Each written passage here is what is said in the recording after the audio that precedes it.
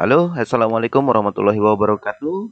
Masih di pembelajaran daring kita, ya. Mudah-mudahan teman-teman dalam kondisi terbaik, sehat, dan dijauhkan dari virus COVID-19 yang sedang melanda di negara kita ini. Maka dari itu, pembelajarannya dibuat dalam sistem online. Ya, teman-teman semuanya, pada sesi ketiga ini kita akan membahas soal data, ya, jenis-jenis data. Jenis-jenis data yang bisa diinput ke dalam Microsoft Excel. Ya, untuk melihat jenis-jenis data, teman-teman bisa melihatnya di menu Home. Ya, kemudian di sana ada group ribbon number, ya, group ribbon number. Kemudian ada general, ini ada combo boxnya, silahkan diklik. Nah, jadi yang bisa diinput di dalam Microsoft Excel yang pertama general. General ini bisa angka, tapi dia bisa angka, bisa huruf, bisa digabung angka dan huruf, ya. Kemudian number khusus angka saja. Currency dia angka tetapi mata uang. Accounting juga angka tetapi mata uang juga. Kemudian ada short date dan long date, ini adalah tanggal, waktu, time. Kemudian persen, ya, fraction itu seper ya, kemudian statistik yang ada kuadrat-kuadrat, dan yang terakhir teks. Nah, teman-teman, salah satu contoh data yang sifatnya dia general, misalnya seperti ini, ya, nama. Nah, ini bisa dibilang general, bisa dibilang teks juga. Ya, kemudian 1, 2, 3, 4, ya, ini bisa dibilang general, bisa dibilang number juga. Ya. Nah, kemudian kalau seperti ini, teman-teman, saya ketik 003. Maka ketika di enter, dia akan berubah menjadi 3 saja. Ya. Tapi kalau teman-teman menginginkan ada kosongnya di depan, maka dia bukan angka lagi dianggapnya, tetapi teks. Nah, caranya bagaimana? Caranya adalah teman-teman harus mengawalinya dengan kutip satu. Kutip satu seperti ini. Ya, kemudian 003. Hasilnya akan menjadi seperti ini. Ya, ini terbacanya bukan angka tetapi teks. Jadi kalau dioperasikan, misalnya ditambah, dikali, ini nggak bisa. Ya, oke. Nah, kemudian yang berikutnya adalah teks sudah, general sudah, kemudian angka. Yang terakhir ini ada jenis data yang misalnya dia sifatnya berupa tanggal, ya. Misalnya sekarang tanggal 20 April. 20 April 2020, ya. Nah, untuk tanggal seperti yang kita input, ya, ini benar. Ya, tapi terkadang nanti teman-teman bisa menemui kadang ngetik tanggal itu salah. Yang sering salah itu adalah pengetikan di bulannya. Ya, karena tergantung dari settingan komputer teman-teman. Kalau settingan komputer teman-teman dia menggunakan language bahasa Inggris, maka settingan atau penulisan dari bulannya harus menggunakan bahasa Inggris juga. Tapi kalau seandainya teman-teman menggunakan bahasa Indonesia, ya dia bahasa Indonesia. Nah, kalau seandainya nanti settingan tanggalnya, nama bulannya lengkap, ya. Nah, contohnya begini. Misalnya 20 Mei 2020. Kalau kita enter dia tidak berubah, berarti ini terbacanya bukan tanggal, tapi ini terbacanya adalah teks. Sehingga kalau seandainya dioperasikan, ya ini nggak mau, karena tulisan nggak bisa dioperasikan. Nah, kesalahannya di mana? Kesalahannya adalah di penulisan tanggal yang seharusnya begini. 20 Mei. Ya, 2020. Jadi seperti itu. Nah, jadi kita juga bisa membedakan mana penulisan yang benar, mana penulisan yang salah. Kalau seandainya dia benar, dia berupa data yang bisa dioperasikan, itu dia akan otomatis ke arah sebelah kanan. Ya, tapi kalau nggak bisa dioperasikan, berarti dia tetap seperti ini, kayak tulisan seperti ini, ke kiri dia. Nah, ini berarti datanya bisa dioperasikan. Misalnya ini 20 April 2020, nanti dijumlahkan ditambah 4, makanya jadi 24 April 2020. Nah, seperti itu. Nah, kemudian untuk tanggal ini bisa disetting teman-teman. Ya, untuk tanggal ini bisa disetting, settingannya tampilannya mau seperti apa. Ya, bisa teman-teman perhatikan kalau di kotaknya di selnya ini tulisannya adalah tampilannya 20 April 20, tapi coba teman-teman lihat di formula barnya di sini. Ya, di sini jadinya bulan duluan, bulan 4 tanggal 20 20 20. Ya. Nah, jadi dia beda ya tampilannya seperti ini. Nah, kalau kita menginginkan tampilan yang berbeda lagi, teman-teman bisa setting di sini. Klik tombol kotak dialognya ini, ya. Kemudian pilih di sini ada date. Nah, ini settingannya teman-teman. Ya, misalnya ada harinya sekalian, ya berarti boleh jadi seperti ini. Ya, jadi nanti Monday April 20 20 20. Ya, atau mau yang seperti ini bisa juga. Ya. Nah, jadi di sini ada settingan, ada tipenya untuk merubah-rubah tampilannya. Ya. Nah, mau yang pakai garis miring juga boleh. Kalau sudah dipilih silahkan diklik tombol OK. Nah, jadi seperti itu teman-teman. Oh, saya menginginkan Aprilnya lengkap, boleh juga ya. Aprilnya lengkap, ada nggak yang Aprilnya lengkap? Yang tidak ada harinya tapi Aprilnya lengkap. Nah, kalau tidak ada, teman-teman bisa rubah di sini. Ini kita ganti menjadi Indonesia. Indonesian ya. Nah, jadi seperti ini teman-teman. Nah, jadi 20 April 2020. Nah, itu data untuk tanggal. Nah, kemudian berikutnya data yang berbentuk dia mata uang, misalnya 35.000. Ya. Nah, ini masih normal, masih general. Nah, bagaimana kita merubah supaya menjadi accounting atau currency, ya. Kalau mata uang tentu di sini adalah ada simbolnya Rp atau dolar seperti itu dan ada pembatasnya satuan dan ribuan atau puluhan ribu atau ratusan ribunya ya. Nah, caranya tinggal klik kotak dialog number di menu home ya, di menu home, klik kotak dialog number. Teman-teman bisa pilih accounting atau currency. Ya, ini currency, yang ini accounting. Ya. Nah, coba kita pilih salah satu yaitu accounting, kemudian kita kasih Rp-nya, ini di simbol teman-teman klik ya untuk memberi nama Rp-nya, cari ke bawah.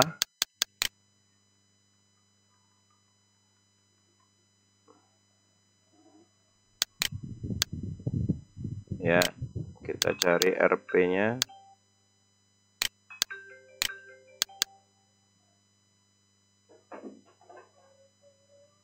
Nah, Rp Indonesian. Ya, nah ini tampilannya seperti ini teman-teman. Jadi 35,0000 ada dua angka 0 menjadi desimal di sebelah kanannya. Kalau teman-teman mau hilangkan, ini decimal place-nya tinggal dinolkan saja. Seperti itu. Ya, tampilannya jadi seperti ini. Ya, tapi kalau currency bedanya adalah Rp-nya melekat di angkanya. Contoh ya. Di sini misalnya 45.000. Saya ganti jadi currency. Caranya di menu home, kemudian di kotak dialog number diklik, pilih currency, kemudian di simbolnya kita cari Rp Indonesian. Nah, ini ya, kemudian decimal place-nya kita rubah jadi 0. Ya, jadi seperti ini teman-teman. Ini accounting ya, yang ini tadi tampilan accounting, yang ini currency. Seperti itu. Ya. Nah, berikutnya data berikutnya yaitu berupa waktu. Waktu misalnya jam 14.2.30. Ya, ini udah otomatis saja cara mengetikkan waktu itu menggunakan 14.230, maka otomatis akan seperti ini. Ya. Nah. Baik, kemudian kalau persen teman-teman, kalau persen ya tinggal teman-teman buat misalnya 15%, di keyboardnya cari di angka 5 ada persen ya. Cara pengetikannya pakai shift, ya ketik aja 15%. Ini udah otomatis Excel bisa menerima data seperti itu. Kalau seandainya desimal, teman-teman juga harus memperhatikan komputer teman-teman settingannya Indonesia atau English. Kalau seandainya English, teman-teman pakai 0.5 ya. Tapi kalau seandainya settingannya Indonesia, teman-teman pakai koma. Ya. Nah, jadi Excel bisa menerima angka desimal seperti ini. Baik, teman-teman. Inilah data yang bisa diterima oleh Microsoft Excel. Yang data tersebut ada yang bisa dioperasikan, ada yang tidak bisa dioperasikan. Yang bisa dioperasikan berarti bisa dijumlah, bisa dikurang, bisa dikali, bisa dibagi, itu maksudnya. Nah, bagaimana cara mengoperasikan data? Cara mengoperasikan data teman-teman begini. Untuk operator matematika di dalam Microsoft Excel itu yang pertama, kalau ingin menjumlahkan menggunakan tanda tambah. Ingin mengurangi menggunakan tanda kurang. Ingin membagi menggunakan tanda garis miring. Ya, menggunakan garis miring. Ini ALT-nya terpencet.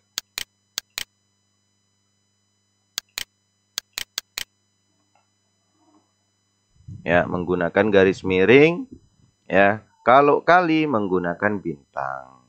Ya. Jadi pengoperasian matematikanya begitu. Kalau persen ya tetap persen seperti itu. Jadi tambah, kurang, bagi, kali. Kalau misalnya teman-teman menggunakan operator lebih besar atau lebih kecil, lebih besarnya menggunakan siku seperti itu, seperti operator matematika, lebih kecilnya juga seperti itu. Ya, baik, kita buat satu buah contoh, teman-teman. Kita mencoba mengoperasikan data, ya kita buat dulu datanya. Misalnya di sini saya ketik, saya buat judulnya dulu ya teman-teman. Misalnya laporan penjualan buah-buahan. Ya, kemudian di sini teman-teman ini tadi diklik di sini baru diketik ya. Kemudian saya taruh posisi kursornya di sini. Saya ketik nomor, kemudian klik di sebelahnya nama buah. Ya, kemudian klik di sebelahnya, teman-teman jangan dilewatin ya. Ini memang agak sedikit menyeberang teman-teman. Tetapi kalau seandainya nanti dilebarin kolomnya seperti ini, ya. Nah, dia tidak akan menyeberang lagi. Bukan berarti tulisan nama buahnya ini berada di sel sebelahnya ini, di sel D4 ini tidak. Ya, ini tidak ada isinya di D4 ini kosong. Cara melihat ada isi atau kosong, silahkan lihat di formula barnya ini. Ya, kalau saya klik di sini ada isinya. Kalau diklik di sini tidak ada isinya. Jadi teman-teman saat mengetik tidak usah dilewatin, ya. Nanti kalau kelewatan bagaimana? Ya terpaksa harus kita hapus karena nanti akan kosong dia. Ya baik, saya lanjutkan. Nomor sudah diketik, nama buah, kemudian di sini harga buah. Ya. Kemudian di sini harga buah, jumlah terjual. Ya, jumlah terjual, harga buah, jumlah terjual, kemudian di sini totalnya.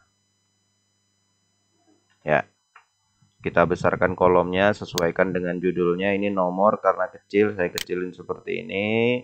Kemudian nama buah seperti ini, harga buah jadi seperti ini, jumlah terjual seperti ini, dan total seperti ini. Baik, nah teman-teman, saya buat di sini angka 1 ya. Teman-teman masih ingat bagaimana teman-teman ada beberapa bentuk pointer ya. Ada bentuk pointer seperti ini gunanya untuk ngeblok. Ada pointer seperti ini gunanya untuk memindahkan. Ada bentuk seperti ini gunanya untuk mengcopy. Jadi teman-teman di sini coba perhatikan, saya akan membuat nomor urut secara otomatis. Jika teman-teman sudah membuat angka 1 di sini, teman-teman arahkan mouse-nya ke posisi copy begini, di sudut kanan bawah dari pointernya, kemudian di copy ke bawah sambil menekan tombol kontrol, teman-teman. Nah, seperti itu, klik tahan tarik ke bawah. Nah, dia otomatis urut. Atau teman-teman, kalau seandainya teman-teman tidak mau menekan tombol kontrol, atau misalnya tombol kontrolnya rusak, teman-teman buat 2 angka berurut 1, berarti urutan berikutnya adalah 2. Seperti ini. Ya, 1 dan 2-nya kita blok, kemudian kita copy. Ya, tidak perlu menekan tombol kontrol. Ya. Nah, ini posisinya zigzag karena tadi yang ini sudah saya buat rata kiri. Ya, kita samakan saja menjadi rata tengah. Ya. Baik, terus kita input nama buahnya, misalnya ada nama buah apel, semangka, jeruk, melon, dan pir.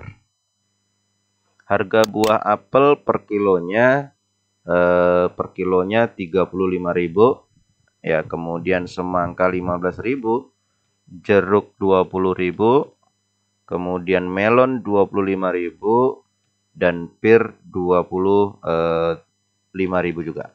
Baik. Ya. Nah, pada saat menginput angka, teman-teman tidak boleh menambahkan yang lainnya, harus murni angka ya. Ini murni angka. Ya, maksudnya adalah tidak boleh ditambah RP seperti ini. Misalnya kita ketik RP kemudian spasi. Nah, ini akan salah. Ya, ini nanti dia tidak jadi angka tetapi jadi teks, sehingga data ini tidak bisa dioperasikan. Ya, jadi bagaimana membuat RP-nya? Membuat RP-nya tadi sudah diajarkan bahwasanya membuat RP-nya dari accounting atau currency. Baik, saya lanjutkan. Jumlah terjual 25 kg, kemudian semangka jumlah terjual 70 kg, jeruk 25 kg, kemudian melon 30 kg, dan ini 10 kg. Nah, sekarang berapa dapat duitnya dari penjualan ini? Apel terjual 25 kg. Semangka terjual 70 kg. Jeruk terjual 25 kg, dan seterusnya. Nah, berarti untuk mendapatkan hasil uangnya, biayanya, maka harga buah dikali dengan jumlah terjual. Nah, bagaimana cara mengoperasikannya? Nah, untuk mengetikkan sebuah rumus, teman-teman harus ingat bahwasanya setiap pengetikan rumus itu harus diawali dengan sama dengan. Ya, seperti ini, sama dengan. Ya. Kemudian teman-teman tidak perlu mengetikkan secara logika. Secara logika ini kan di sini totalnya ini adalah 35.000 dikali 25. Ya. Jadi teman-teman tidak perlu menuliskan 35.000 kemudian dikali 25, tidak. Ya. Tapi caranya adalah angka 35.000 ini ya lalu dikali dengan angka yang 25 ini. Jadi 35.000-nya tidak diketik tetapi diklik. Ya. Kemudian angka 25-nya juga tidak diketik tetapi diklik seperti ini. Jadi di sini munculnya adalah alamat selnya ya. D5 itu adalah 35.000 dikali E5 itu adalah 25.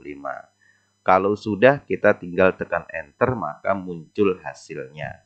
Nah, untuk hasil-hasil yang di bawahnya teman-teman, teman-teman tidak perlu mengetikkan rumusnya seperti tadi lagi. Tetapi teman-teman tinggal copy saja. Kopinya kopi biasa, tidak perlu menggunakan kontrol ya. Copy biasa saja seperti ini. Klik tahan, tarik ke bawah, maka secara otomatis hasilnya akan keluar. Ya, seperti itu. Nah, jadi teman-teman ya, kalau seandainya tadi seperti ini ya, seperti ini sama dengan 35.000 dikali dengan 25, hasilnya akan sama teman-teman, yaitu 875.000.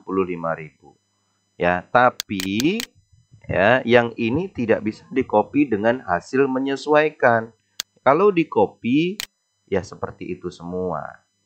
Ya. Jadi, teman-teman kesimpulannya adalah kalau teman-teman mengetikkan angkanya sama dengan 10 dikali dengan 10, ini berarti teman-teman menggunakan kalkulator di dalam Microsoft Excel ya. Nah, ini keluar memang hasilnya, tetapi jika teman-teman nanti ketemu data seperti ini ya, ini teman-teman harus mengerjakan satu persatu sehingga akan menjadi lama. Alangkah mudahnya jika kita cukup mengetikkan rumusnya seperti ini, lalu berapapun banyak data di bawahnya, kita tinggal copy saja. Nah, seperti itu teman-teman. Baik. Ya, mungkin untuk kali ini teman-teman mudah-mudahan kelar, mudah-mudahan mudeng, mudah-mudahan dapat diterima. Ya, kita coba yang pertama kita perbaiki datanya supaya lebih ini ya. Yang pertama ini kita rubah menjadi ada RP-nya. Ya, pakai accounting biar rapih. Accounting.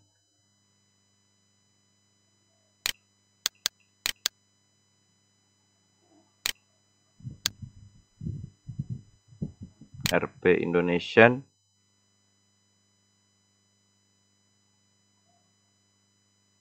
Ya. Desimalnya aku buang saja. Ya. Nah, kemudian jika teman-teman pengen ini ada kilogramnya, ya, ini kan jumlah terjual 25 apa nih? 25 ons kah? 25 kilo kah? 25 ton kah? Jadi, teman-teman bisa kasih dengan tidak mempengaruhi angkanya. Karena kalau dipengaruhi angkanya dikasih tulisan kilogram nanti jadi error. Contoh begini. Ya. Ini 25 saya kasih kilogram di belakangnya begini. Ya jadi error dia rumusnya. Karena ini dianggapnya bukan angka lagi tetapi tulisan. Nah, jadi bagaimana teman-teman supaya ini tidak mengganggu angkanya? Ini teman-teman caranya, silahkan blok angka yang mau dikasih embel-embel kilogramnya ya. Kemudian klik kotak dialog di menu home, kotak dialog number, klik seperti ini. Ya, kemudian teman-teman pilih custom. Ya, teman-teman pilih custom. Kemudian di sebelah tulisan general ini, teman-teman kasih spasi, kemudian kutip 2 kilogram. Begitu, tutup kutip. Nah, jadi tampilannya jadi seperti ini dan tidak mempengaruhi angkanya. Kalau sudah, klik tombol OK. Nah, seperti ini. Ya, ini juga tinggal kasih RP-nya saja, teman-teman. Baik. Ya, nah ini tinggal kita rapikan teman-teman. Kalau seandainya ini pengen ditengahkan dari kolomnya, teman-teman blok begini, klik tahan tarik, kemudian tinggal tengahin saja. Kalau misalnya mau ditebelin juga ditebelin begini teman-teman. Ya, nah nanti tinggal kasih tabelnya. Nah, ya. Baik, mungkin untuk sesi kali ini pembahasan mengenai jenis-jenis data dan operator matematika sederhana cukup sampai di sini dulu. Sampai ketemu di pertemuan berikutnya. Mudah-mudahan dapat dicerna dengan baik oleh teman-teman semua dan bermanfaat untuk teman-teman semua untuk menambah kompetensi. Thank you. Ditutup. Assalamualaikum warahmatullahi wabarakatuh.